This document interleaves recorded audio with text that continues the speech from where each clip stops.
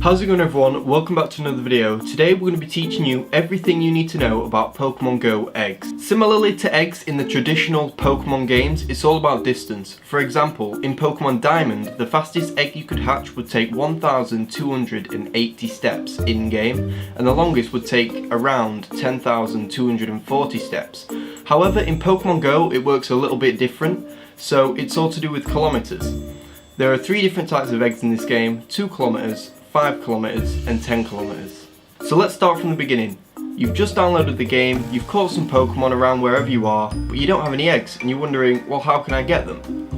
So eggs are obtained from Pokestops, which are basically points on your map, like statues, memorials, churches, things like that, that basically you can walk up to, spin them, and you'll receive items back. Eggs are one of those items. So once you've obtained your egg, you need to access the Poke tab, which we're going to do right now, swipe across, and there you'll see all of your eggs. Now, if you just start walking, your eggs aren't going to hatch. You need to put them in an incubator.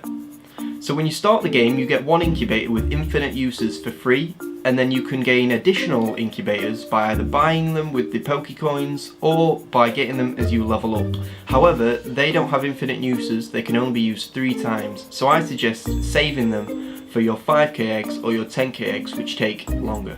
So to do this, you need to click on an egg, click start incubation, and there you will see your incubators. Any that are greyed out like that you can't use because they're already in use, and any that are in brightly colours or brightly coloured you can access. So as you can see, we have 1 egg here in the incubator. It's ready to go.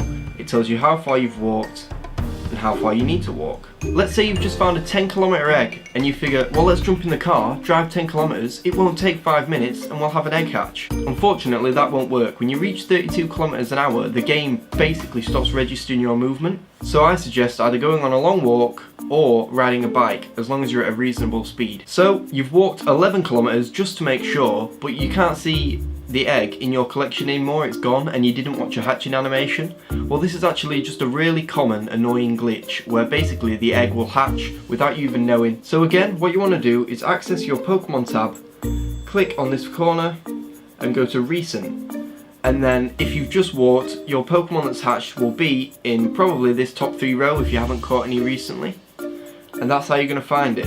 If you're wondering what you can obtain from these eggs, well, us trainers have it covered too. There's a really helpful chart which shows each Pokemon that you can get from each distance egg. If you're wondering what's the point in hatching these eggs when you can just go ahead and capture them anyway, well, there's a great reason. Hatching a Pokemon from an egg gives you significantly more candies than just catching one.